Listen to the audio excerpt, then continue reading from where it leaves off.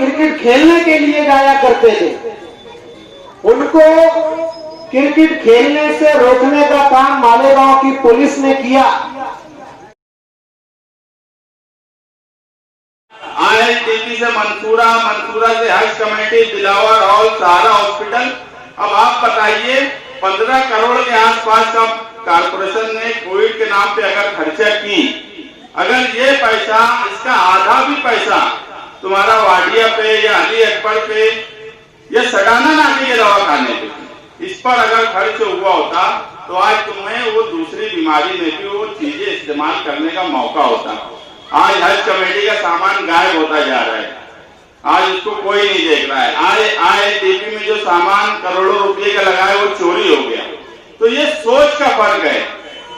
तुम ये बोल रहे थे कि सरकारी हॉस्पिटल डेवलप करो, वो अगर सरकारी हॉस्पिटल डेवलप करते तो वैसा कमाने का धंधा नहीं मिलता जैसा नंबर लगा के वो कमाना चाहते थे। कमाना भी ऐसा नहीं, वो सरकारी हॉस्पिटल भी करते तो वहां भी ठेकेदारी कर सकते थे, मगर उन्हें तो एक के बाद एक अपनी दुकान लगानी थी। इस शहर में ईमानदारी से बढ़कर इख्तियार कोई काम नहीं करता।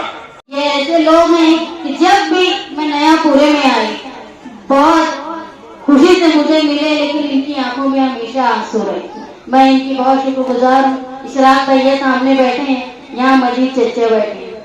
जैसा कि करीम भाई साहब ने बताया कि अपोजिशन लीडर का काम ये होता है कि वो पोजीशन के गलत कामों पर नकेल कसे। बिल्कुल सही वजाहत उन्होंने की।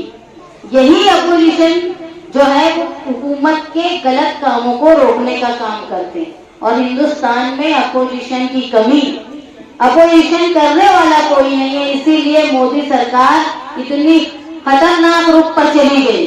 अगर वहां भी कोई बड़ी पार्टी होती हिंदुस्तान में अपोजिशन का काम करने की, जिसका डर होता, इतने खतरनाक फैसले आज बीजेपी हुकूमत नहीं कर पाती। तो इन्होंने जो बात कही मुझे बहुत खुशी हुई। सबसे बड़ा एजाज मेरे लिए वही था। नयापुरा बिल्कुल सही कहा गया कि ये मेरा घर है। जब मैं इलेक्शन में यहाँ वोट मांगने आई, कई घर गई, वहाँ पर मुझे लोग मिले, उसमें एक खातून मुझे मिली बुजुर्ग। उनकी बात मुझे दिल को छुई।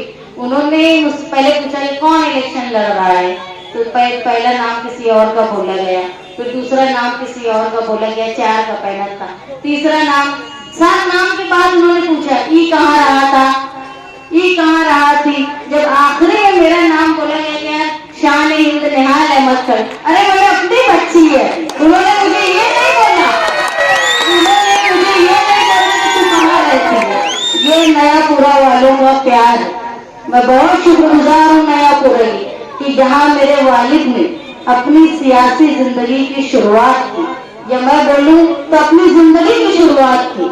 और आप लोग जिस वक्त मेरे वालिद बताया करते थे कि नयापुरा ये सियासी तौर पे इतना मुतहर्रिक नहीं था जिस वक्त वो सियासत करते। मिस्री खां का बाड़ा और बदर का बाड़ा सियासत मालेगांव की वहां से चला करती थी। बोले मैं जाकर बैठता था तो मुझे अदना नजरों से देखा जाता था, अरे ये तो नयापुरे का। लेकिन नयापुरे के लोगों ने, निहाल साहब के साथियों ने, वो तमाम लोग जो मेरे पीछे भी बैठे हुए हैं, मेरे आगे भी बैठे, और वो नौजवान जिनके बाप दादा कभी साथी निहाल अहमद को साथी निहाल अहमद बनाने का काम नयापुरा ने किया, जिसका एहसान न कभी साथी निहाल अहमद भूले, न कभी बुलंद इकबाल भूले, और न कभी मैं भूलूंगी।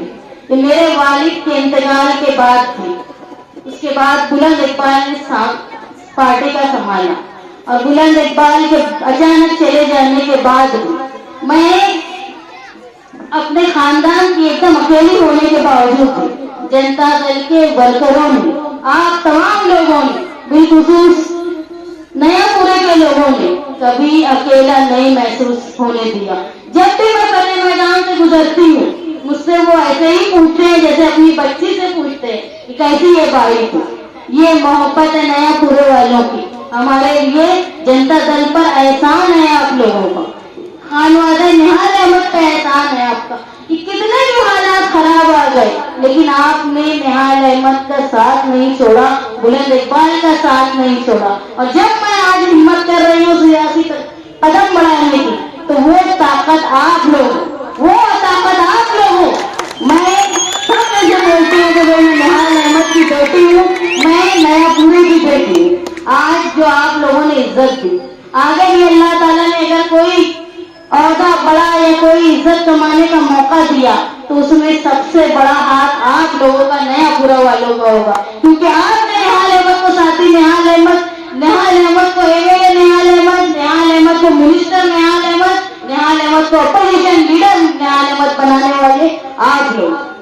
ये नयापुरे वालों की मोहब्बत है कि जब साथी निहाल अहमद साहब मिनिस्टर बने, जब कोई कुछ बनता है ना, तो लोग बहुत इस्तेकबाल करते हैं, हार पहनाते हैं, तोहफे देते हैं, मीटिंग करते हैं। लेकिन जब कोई उतरता है तो वो मोहब्बत नयापुरे वाले, जब साथी निहाल अहमद साहब मिनिस्ट्री से हटे तो हाथी पे इस्तेकबाल किया नयापुरे वालों।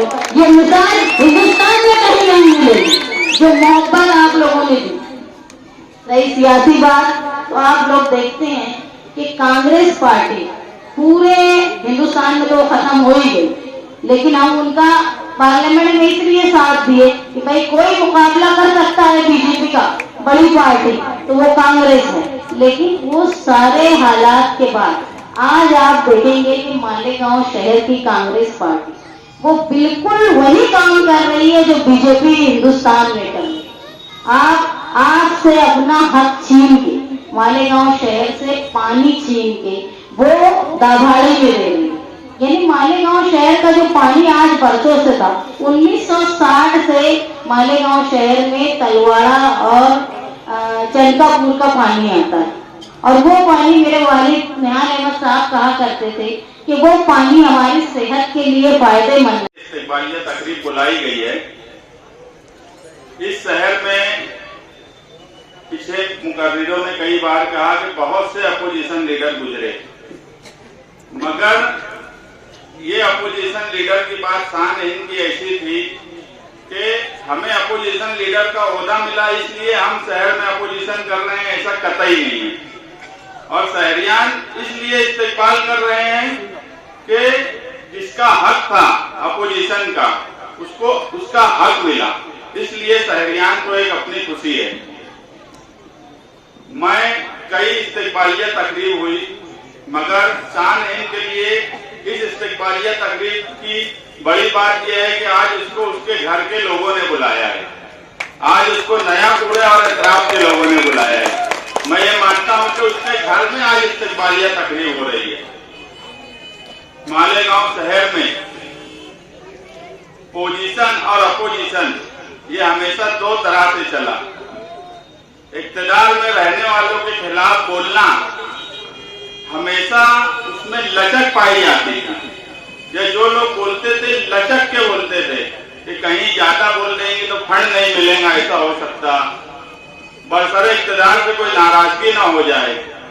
मगर जनता दल ने ये कभी नहीं सोचा। 2012 से 17 तक बुलंद इकबाल अपोजिशन का किरदार वहां निभाते थे, अकेले मेंबर थे, 4 लोगों में जेंट्स, मगर पूरी ताकत से अपोजिशन निभाई जाती थी। 2017 में हमारा मुफ्ती इस्माइल कासमी साहब के साथ गठबंधन हुआ और आज उसी गठबंधन की गढ़ नेता और अपोजिशन लीडर शान हिंद यहाँ आए और वो गठबंधन की बदनवानी और भ्रष्टाचार के खिलाफ शहरियान की पसंद के मुताबिक किया गया, जिसपे आज तक हम ईमानदारी से अमल कर रहे हैं। हमने जो वादा मुफ्ती इस्माइल कासमी साहब से किया था, हम उसे पूरी ईमानदारी से उस वादे को निभाने की कोशिश कर रहे हैं और शहरियान ये देख भी रहे हैं कि हम जो गठबंधन है उसे ईमानदारी से निभा रहे हैं। आज 20 साल पहले जो नारा इस शहर में लगाया गया 1999 में कि मालेगांव शहर दूसरे शहरों से पिछड़ा हो गया है, इन 20 सालों में लोग उस वक्त नासिक की मिसाल दिए, दूसरे शहरों की मिसाल दिए, मगर उस वक्त नासिक और मालेगांव और एतराज के शहर लगभग बराबर से थे। 19-20 का फर्क हो सकता है, मगर तरक्की में जमीन आसमान का फर्क नहीं था। आज मालेगांव शहर के हालात ऐसे हैं कि दूसरे शहरों को जाने दो, हम हमारे आउटर से पीछे होते जा रहे हैं।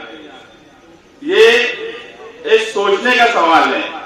फिरका परस्ती इस शहर में अपना रुख बदल चुकी। पहले फिरका परस्ती नारेबाजी से की जाती थी, अब फिरका परस्ती तुम्हारी तरक्की ना हो, तुम खंडर जैसे शहर में बच जाओ, ये एक सोची समझी साजिश के तहत फिरका परस्ती की जा रही है इस शहर में। वो तुम्हारा पानी का सवाल हो, तुम्हारा रोड गटर का सवाल हो, अगर एक ही कारपोरेशन नदी के उस पार का मालेगांव अलग बना सकती है, तो वही कारपोरेशन नदी के इस पार मालेगांव क्यों नहीं बना पा रही है? ये मैं जो बात बोल रहा हूँ कि फिरका परस्ती ने अपना रुख बदल लिया।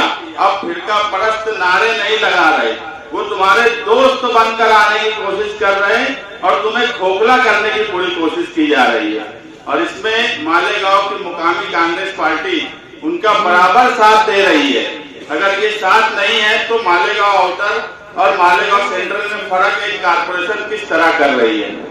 तो हमें ये जो साजिश है इस पे आप कुछ भी गौर करिए और सोचिए कि आगे मालेगांव शहर को इसी तरह रखना है या जो झूठा नारा लगाए थे तरक्की का, उनके खिलाफ कोई बड़ी ताकत, कोई बड़ा महागठबंधन बनाने की जरूरत इस शहर में आगे बढ़ेगी। तो आप लोगों का उसमें साथ चाहिए। आज अगर यहाँ तान नहीं बैठी है, आज अगर मैं बोलूं कि जहीर नौजीवन साहब, अय्यूब सेठ साहब, ये ऐसे लोग हैं जो मैं इनको ऐसे कभी प्रोग्राम में नहीं देखता था। अगर ये आज यहाँ आए हैं तो इसके पीछे कोई वजह है। आज ये भी शहर देख रहे हैं और शहर के हक में कौन बोल रहा है ये समझ रहे हैं। तो मैं इसको बहुत बड़ी बात मानता हूं इन लोगों का यहाँ आना। लीडरों को हिम्मत बख्शने के लिए